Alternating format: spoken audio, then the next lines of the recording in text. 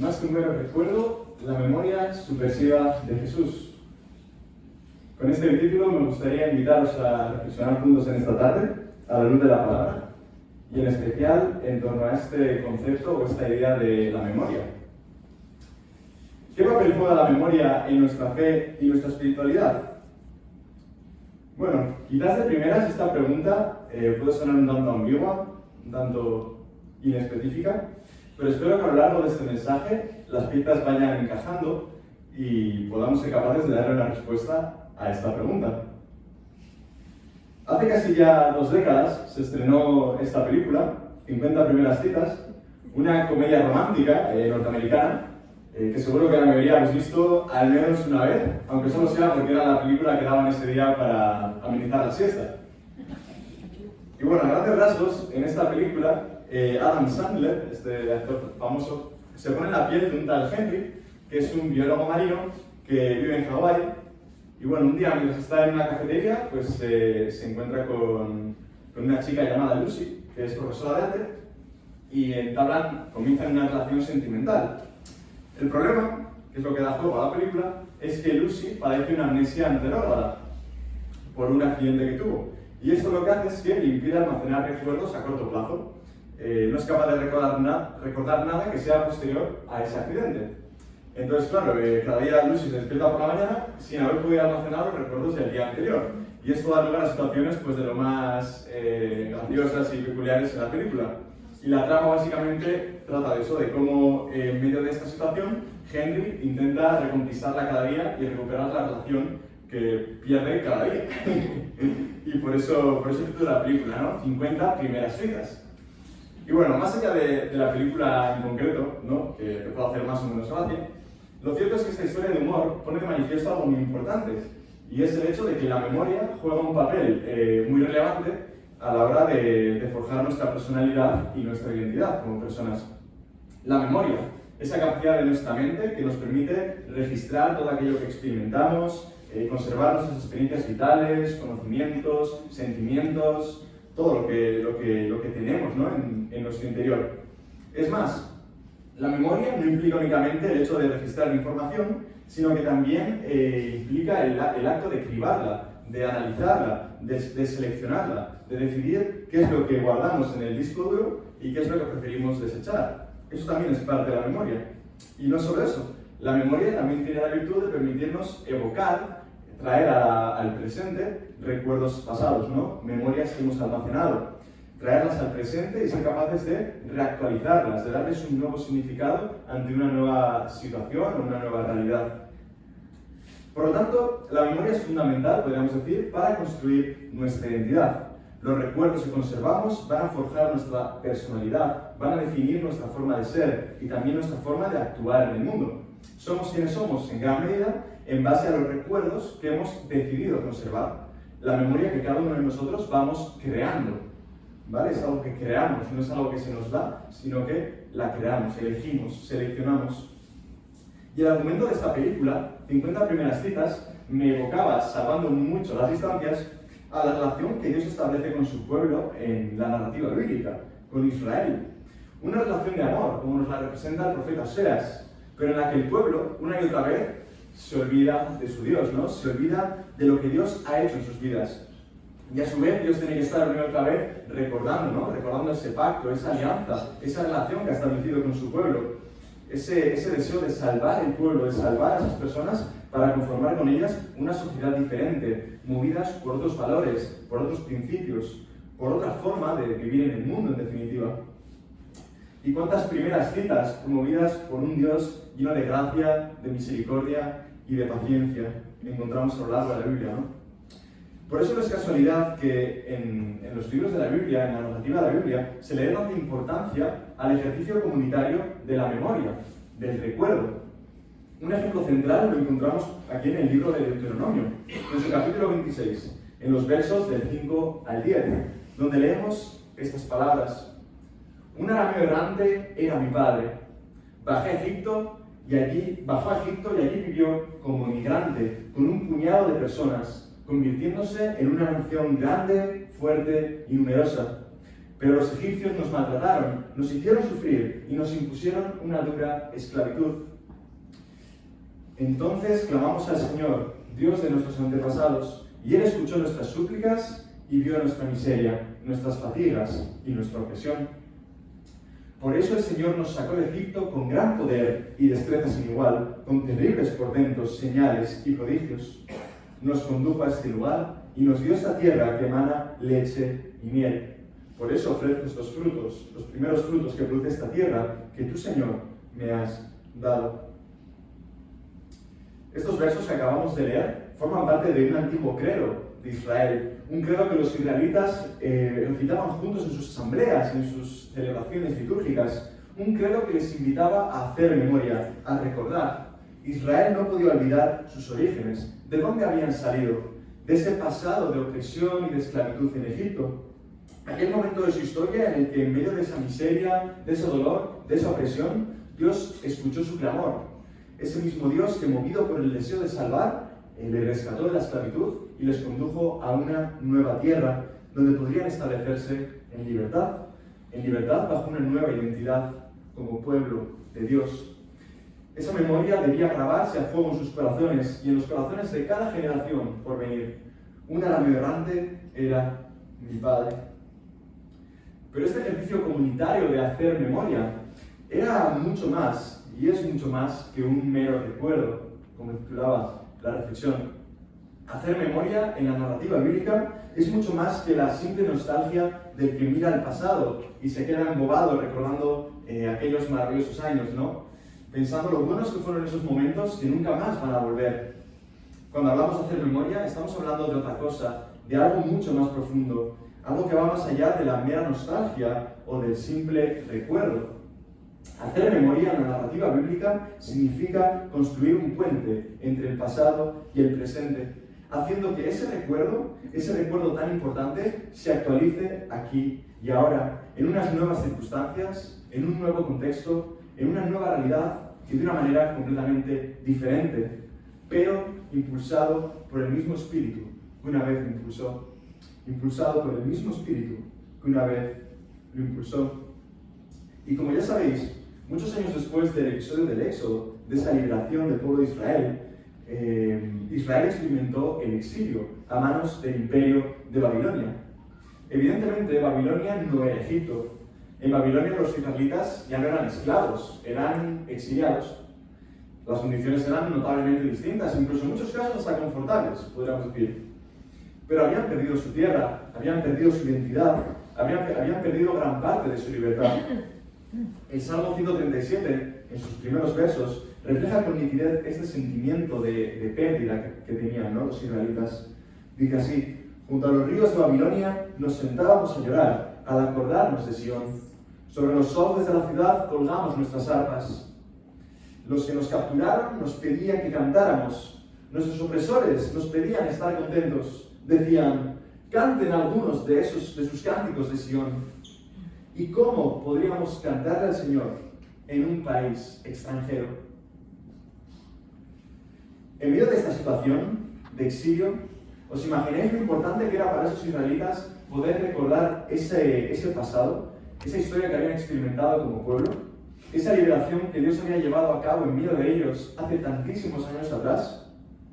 La situación ahora era muy diferente, como hemos dicho, pero ese antiguo recuerdo, esa memoria, les seguía capacitando hoy para poder soñar con un futuro distinto, un mañana distinto al que estaban viviendo en Babilonia, lejos de su tierra. Haciendo memoria, los israelitas reafirmaban su verdadera identidad, su esperanza era cultivada y con ello también alumbraban el futuro que Dios estaba desplegando ante sus ojos. Memoria, identidad y esperanza. Memoria, identidad y esperanza. Ahora bien, la cuestión no era que Dios de repente volviera a abrir el mar en dos. Ahora no había ningún mar que atravesar. No. Esperar que Dios volviera a abrir el mar en dos, sería caer en la inútil nostalgia frente a un pasado que no se va a volver a repetir. Lo realmente fundamental y lo valioso al revivir esos episodios del Éxodo era recordar y hacer memoria del espíritu que escondían esos antiguos relatos, el espíritu que una vez impulsó al pueblo de Israel, la fe en un Dios liberador, la fe en un Dios que escucha el clamor de los oprimidos, un Dios que quiere que su pueblo sea libre y que conforme una nueva sociedad, una sociedad diferente, movida por otros valores y por otros principios. La memoria del Éxodo, sin duda, hizo que Israel grabara a fuego en sus corazones y en sus mentes una enseñanza muy clara. Sus vidas no estaban escritas en piedra, sin posibilidad de cambio. La última palabra no la tenía Faraón. La última palabra no la tenía el imperio de turno, porque el destino del pueblo estaba en las manos de un Dios liberador, que está del lado del indefenso, del oprimido, del huérfano, de la viuda. Y eso era motivo suficiente como para poder enfrentar ahora, en este otro momento, en esas otras circunstancias, los dolores de ese tiempo presente, pero con una actitud diferente, actuando de manera proactiva por un mejor mañana, por un mañana distinto, por unas nuevas condiciones vitales. Por eso era tan importante mantener vivo ese recuerdo, mantenerlo presente, para poder hacer memoria, para poder confiar, para poder esperar y poder anticipar un futuro mejor y un futuro totalmente nuevo. Entonces, ¿qué papel juega la memoria en nuestra fe y espiritualidad hoy? Sin lugar a dudas, nosotros podríamos seguir extrayendo enseñanzas súper valiosas de la experiencia del pueblo de Israel, en su éxodo y a lo largo de su historia. En muchos sentidos, la historia del éxodo también es nuestra historia. Forma parte de nuestra herencia espiritual como cristianos y sigue teniendo mucho que enseñarnos hoy. Y si no, que se lo digan a nuestros hermanos afroamericanos, que encontraron en estos antiguos relatos toda una inspiración para clamar y luchar por sus derechos, como podemos aprender a través de los espirituales negros y del gospel. Pero yo creo que cuando hablamos de hacer memoria desde una perspectiva cristiana, hay algo mucho más importante que el éxodo o que la historia del pueblo de Israel. Y es evidentemente, como no puede ser de otra manera, pues la historia del propio Jesús, ¿no? El mismo Jesús que en su última cena, cuando estaba con sus discípulos, dice el texto que tomó pan, dio gracias a Dios, lo partió y se lo dio diciendo: esto es mi cuerpo entregado en favor vuestro. Haced esto en memoria de mí. Haced esto en memoria de mí. Jesús, como buen judío, sabía el papel tan importante que la memoria tiene para la supervivencia de un pueblo y para su espiritualidad, para su crecimiento espiritual. Esa identidad a la que él mismo se aferró y que le permitió poder superar también esas tentaciones de las que hoy nos hablaba el Evangelio. Esa identidad firme de ser hecho Hijo de Dios, ¿no? Y no me cabe duda de que ese mismo espíritu fue el que quiso transmitir también a sus discípulos cuando les dijo estas palabras: haced esto en memoria de mí. Porque aquellos primeros discípulos iban a necesitar hacer memoria, porque su maestro ya no iba a estar ahí con ellos. En breves, ese maestro iba a desaparecer de sus vidas, al menos de manera física. Ya no iba a estar ahí para guiarles de la mano, para ir abriendo el mar ante ellos y que pudieran pasar. Esa etapa llegaba a su fin, se terminaba. Ahora tenían que aprender a volar libres, como personas maduras y responsables. El mismo reto que tenemos cualquiera de nosotros hoy, como creyentes. Pero a menudo creo que todos somos un poco como Lucy en 50 primeras citas y olvidamos demasiado rápido lo que Dios ha hecho por nosotros y cómo nos ha mostrado su favor a través de Jesús. Olvidamos esa bondad de la que hace poco cantábamos y una y otra vez Dios tiene que estar recordándonos su favor, su amor, su bondad, su misericordia infinita hacia cada uno de nosotros. Y esa es de hecho una de las razones principales para que hoy, un domingo a las 7 de la tarde, estemos aquí metidos en este local. Si lo pensamos, seguro que se nos ocurren 1000 planes mejores, más atractivos, más interesantes, más estimulantes que venir hoy aquí a esta hora, a este local. Pero la realidad es que lo necesitamos. La realidad es que lo necesitamos. Necesitamos recordar, necesitamos hacer memoria, porque tendemos a olvidar. Y rápidamente nuestra mente vuelve a Egipto, nuestra mente vuelve a los antiguos dioses, a las viejas formas de entender el mundo, a los viejos valores, a los viejos principios de los que Dios nos ha liberado. Y creo que esa fue una de las razones por las que Jesús nos dejó esta mesa.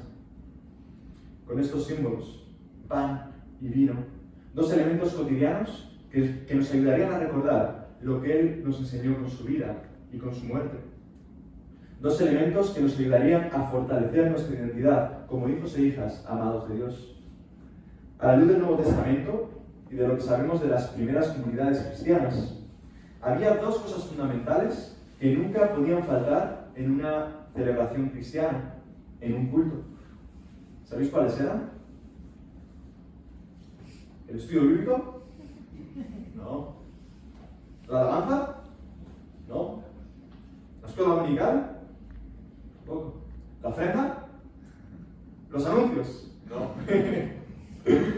Estos dos elementos fundamentales, absolutamente centrales, eran la proclamación de la palabra, es decir, el anuncio del Evangelio a la luz de las Escrituras, y la celebración de la Eucaristía.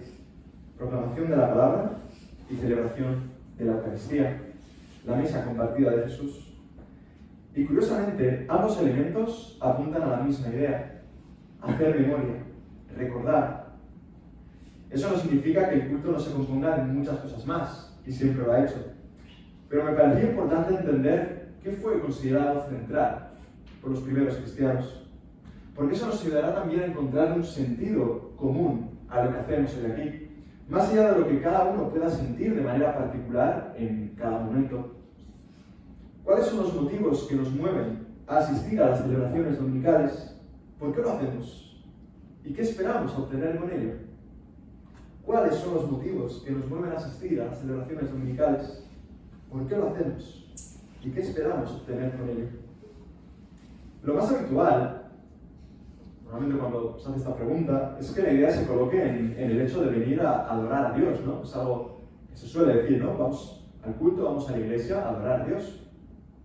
Y es innegable que la adoración forma una parte central de nuestras celebraciones. Pero curiosamente, si uno analiza esta cuestión a la luz del Evangelio, se da cuenta de que la adoración que Jesús plantea es más bien un estilo de vida, podríamos decir. Algo que no solo recae en un día de la semana o en una reunión concreta, sino que permea toda la existencia, ¿no?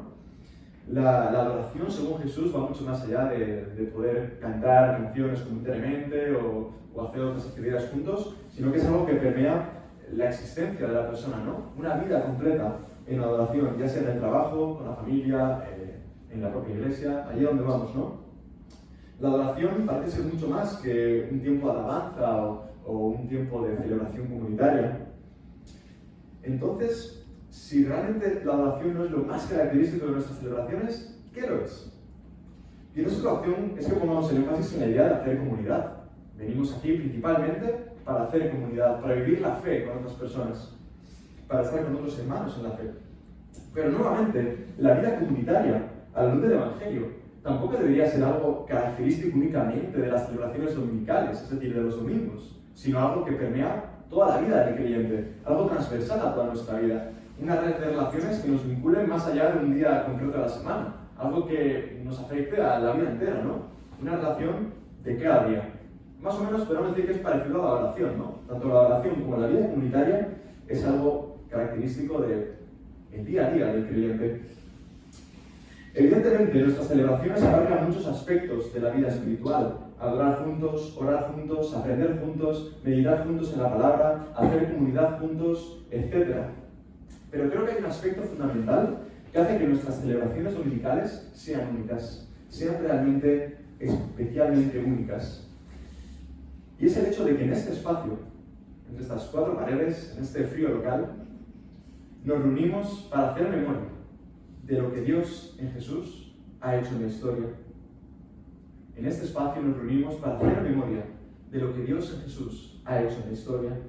Y ese recuerdo del pasado se alinea con nuestro presente, nos capacita, nos dota de identidad y de propósito, y nos transforma en agentes de esa misma historia de salvación, pero en el aquí y el ahora, en medio de nuestras vidas, abriendo nuestros ojos a ese futuro nuevo que Dios está desplegando ante nosotros, ese mañana nuevo que Dios sigue mostrándonos y en el que su favor no falta, esa bondad de la que también cantábamos esta mañana, o sea, esta tarde. Pero como hemos dicho, la memoria es fundamental en la construcción de nuestra identidad. Los recuerdos que conservamos van a tener una influencia clara en nuestra personalidad, en nuestra forma de ser, en nuestra manera de actuar en el mundo. Por eso es tan importante que juntos hagamos memoria a la luz del recuerdo de Jesús, porque ese recuerdo tiene el potencial de definir nuestra identidad y nuestro futuro, cómo actuamos y cómo nos mostramos ante el mundo. Y si hay un momento claro en el que hacemos memoria dentro de nuestras celebraciones, es sin lugar a dudas en la mesa compartida de Jesús. Pero como hemos dicho, esta mesa no puede quedar reducida a un mero recuerdo ritualista. Para eso casi que sería mejor no hacerlo. Mejor sería igual que nos dedicáramos a otra cosa, antes que tomar en menos, ¿no?, lo que esta mesa implica. Porque este acto, este símbolo, tiene un carácter performativo, podríamos decir, creador. O mejor dicho, debería tenerlo. Pero solo será efectivo en la medida en que actualicemos ese recuerdo y lo hagamos presente en nuestras vidas, en nuestras propias coordenadas vitales. En esta mesa compartida, en esta Eucaristía, en esta acción de gracias, recordamos la vida y la muerte de Jesús. Pero esa memoria debe hacerse efectiva y eficaz aquí y ahora. Debe comprometernos e impulsarnos hacia el futuro que Dios despliega ante nosotros. El sacerdote Pedro Casaldáliga, misionero en la Amazonia, escribió los siguientes versos: llamados por la luz de tu memoria, marchamos hacia el reino, hacia tu historia. Fraterna y subversiva Eucaristía, fraterna y subversiva Eucaristía. Y ciertamente, la memoria de Jesús, simbolizada en su mesa, porta un carácter subversivo, revolucionario, que muchas veces ha sido olvidado o silenciado. Quizás porque en el fondo resulta demasiado incómodo, pero de una forma u otra, ese recuerdo sigue vivo, latiendo más allá de la superficie. A menudo a los cristianos se nos ha enseñado a hacer una lectura meramente espiritual e individualista de esta mesa. Y creo que con ello hemos perdido gran parte de la riqueza y del potencial que esconden estos símbolos. Habitualmente vemos estos símbolos únicamente como representación del sacrificio de Jesús por mis pecados. Y es verdad que estos símbolos nos hablan de la muerte de Jesús por el pecado de toda la humanidad, de la reconciliación universal que Dios ha llevado a cabo por medio de Cristo. Pero, ¿qué razón habría para quedarnos únicamente con este aspecto de su significado? Porque la realidad es que estos símbolos nos hablan de muchas cosas más, igualmente importantes. Con este pan y este vino recordamos la encarnación de Dios en Jesús, su deseo de hacerse uno de nosotros, en solidaridad y en amor con el mundo. Y ese recuerdo nos compromete con nuestra realidad, también nos compromete con nuestros semejantes, y hace que dejemos a un lado esa tentación de separarnos del mundo, de ese mundo que nos rodea y en el que estamos y del que somos parte. Con este pan y este vino recordamos la vida y la obra de Jesús, sus enseñanzas, su manera de entender al Padre y de relacionarse con Él, su forma de tratar a las personas, su voluntad sanadora, su carácter indomable, su mensaje profético, su denuncia ante la injusticia y hipocresía religiosa. Y ese recuerdo nos interpela, nos invita a examinar nuestras vidas a la luz de su memoria y nos invita a tomar decisiones comprometidas con nuestra realidad. Con este pan y este vino recordamos la muerte de Jesús a manos del Imperio Romano, ese sistema que supuestamente garantizaba la paz, garantizaba la justicia frente a los bárbaros, frente a los salvajes, que no tenían valores. Pero curiosamente este sistema terminó crucificando a un inocente en nombre de esa pax romana. Y ese recuerdo nos libera de la tentación de idolatrar a cualquier líder, a cualquier nación, a cualquier símbolo, a cualquier movimiento sociopolítico que pretenda apropiarse de nuestra lealtad. Esa mesa nos recuerda que solo Jesús es Señor, que solo Jesús es digno de nuestra más profunda lealtad, que solo Jesús puede traer verdadera paz y verdadera justicia a este mundo. Con este pan y este vino recordamos la muerte de Jesús en nombre de la ley religiosa, una ley que supuestamente representaba la justicia divina, el ideal supremo, pero que juzgó como maldito al que fue crucificado en un madero. Y ese recuerdo nos libera de caer en las garras del legalismo, religioso o secular, da igual, pues ambos son capaces de cometer auténticas injusticias en nombre de la justicia y del derecho. Con este pan y este vino recordamos la muerte de Jesús como un ser humano vulnerable, débil e indefenso, aparentemente abandonado por Dios, o al menos por ese Dios del que esperaríamos justicia retributiva y exhibición de poder. Y ese recuerdo nos libera de tantas y tantas imágenes distorsionadas de Dios que nos hacen presos de la culpa, que nos hacen caer en el deseo de venganza contra otros, que nos hacen caer en el fanatismo.